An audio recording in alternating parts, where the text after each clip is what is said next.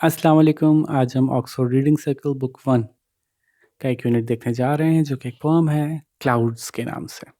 Christina रोज़ेटी ने लिखी हुई है जो कि बहुत अच्छी बच्चों की मज़े-मज़े की छोटी-छोटी सी पोएम्स लिखती रही हैं। और ये भी एक बड़े मज़े की बहुत छोटी-सी छोटे बच्चों वाली पोएम है। तो इसको देखते हैं।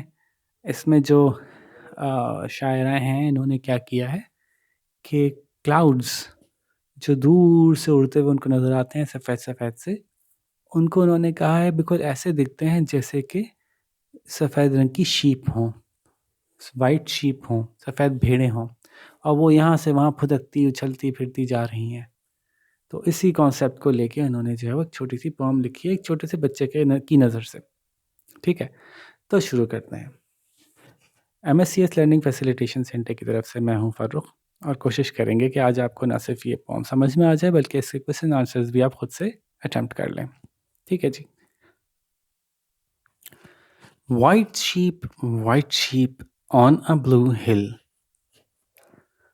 सफ़ेद रंग की भेड़ें, सफ़ेद रंग की भेड़ें एक नीले रंग की पहाड़ी के ऊपर, एक नीली सी पहाड़ी पर। When the wind stops, you all stand still. जब हवा चलनी रुक जाती है, तो आप सब भी अपनी जगह पे रुक जाते हैं। Stand still, अपनी जगह पे रुक जाते हैं। When the wind blows, you walk away slow. और जब हवा चलना शुरू हो जाती है, तो आप भी धीरे-धीरे चलना शुरू हो जाते हैं और धीरे-धीरे चलते हुए आगे चले जाते हैं। यू वॉक अवे स्लो, आप धीरे-धीरे चल के आगे चले जाते हैं। White sheep, where do you go? सफ़ेद भेड़ों, तुम लोग कहाँ चले जाते हो? तो ये एक छोटी-सी पोएम थी। शायरा का सवाल है कि भई ये आखिर चले कहाँ जाते हैं बादल, ये सफ़ेद-सफ़ेद सी भेड़ें, है ना भई? तो एक दफ़ा और इसको बगैर ट्रांसलेशन के पढ़ लेते हैं ताकि आप अच्छे से पढ़ना भी सीख लें। White sheep on a blue hill, when the wind stops you all stand still, when the wind blows you walk away slow, white sheep where do you go? ठीक है जी, तो आप इसके क्वेश्चन आंसर्स देखते हैं। क्वेश्चन आंसर्स जैसा कि हम हमेशा कहते हैं कि आपको खुद करने होंगे। जब आप खुद से क्वेश्चन आंसर्स करेंगे तो आपके टीचर्स भी खुश होंगे, पेरेंट्स भी खुश होंगे और एग्ज़ाम में भी कितनी आसानी होगी आपको ना कि आपको जब खुद ही क्वेश्चन आंसर्स बच्चा करता है तो याद ही रह जाते हैं उसको कि उसने क्या लिखे थे आंसर्स। तो एग्ज़ाम में ज़्यादा याद करने की ज़रूरत नहीं पड़ती। ठीक है? और अगर कोई छोटी-मोटी गलती भी होती है तो इतने छोटे बच्चों से तो गलतियाँ एक्सपेक्ट की ही जाती हैं, तो उसपे कोई बुरा भी नहीं बनाएगा। तो आप बड़े इत्मीनान से इसके आंसर देने की कोशिश कर सकते हैं। ठीक है? अच्छा, अब मैं क्या करूँगा, मैं एक क्वेश्चन एक्सप्लेन करूँगा, फिर उसके बाद आप वो क्वेश्चन की एक्सप्लेनेशन सुन के वीडियो को पॉज़ कीजिएगा, उसका आंसर लिखिएगा, फिर नेक्स्ट क्वेश्चन पे चलिएगा। ठीक है? तो अब हम क्या करते हैं, क्वेश्चन 1 को देखते हैं। Question number 1 when do the white sheep stand still? White sheep कब अपनी जगह पे रुक जाती हैं? तो देखें इसका जवाब फॉर्म में मौजूद है। जवाब हम शुरू ऐसे करेंगे, the white sheep stand still, white sheep रुक जाती हैं अपनी जगह पे कब? ये देखें, जब हवा चलना बंद हो जाती है। देखें इसके लिए क्या यूज़ किया इंग्लिश में और हमने इसको एक्सप्लेन भी किया था, जब हवा चलना बंद हो जाती है। तो ये बात आप यहाँ पे लिख सकते हैं बिल्कुल ऐसे ही, the white sheep stand still, जब हवा चलना बंद हो जाती है। अब ये आप यहाँ लिख लीजिए, शाबाश। वीडियो पॉज़ करके इसका जवाब लिखिए, फिर हम नेक्स्ट क्वेश्चन पे चलेंगे। Question number 2 what do the sheep do when the winds blow? Sheep क्या करती हैं जब हवा तेज़ी से चलना शुरू हो जाती है, हवा चलना शुरू हो जाती है? तो इसका जवाब पहले कैसे शुरू करेंगे हम? व्हेन द विंड्स ब्लो, जब हवाएं चलने लगती हैं, क्या होता है? अब देखें इसका जवाब भी यहाँ पे मौजूद है, क्वेश्चन का फॉर्म के अंदर ही हमने ये बात डिस्कस की थी कि जब हवा चलने लगती है तो वो जो व्हाइट शीप हैं वो हल्के-हल्के आगे बढ़ने लगती हैं। तो जवाब में यू वॉक अवे स्लो नहीं लिख सकते हम। यू किसको कह रहे हैं उसका नाम लिखना पड़ेगा। तो उसका नाम क्या है? वो है द व्हाइट शीप। अब अगर हम जवाब बनाएँगे तो सही बनेगा कि the white sheep walk away slow. ठीक है? तो अब सवाल पे दोबारा आते हैं। सवाल क्या कह रहा था? सवाल कह रहा था, what do the sheep do when the winds blow?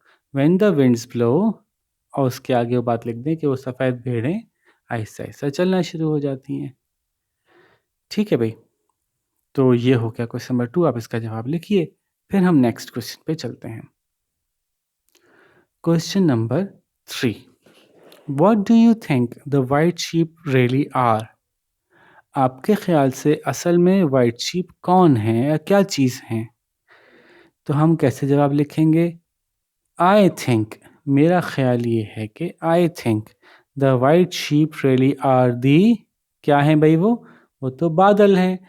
अब बादल की इंग्लिश तो आपको पता है क्या है, तो आप यहाँ पे लिख दीजिए और जवाब कंप्लीट हो जाएगा। कितना आसान था। I think the white sheep really are और फिर आगे बादल का नाम लिख दीजिए इंग्लिश में।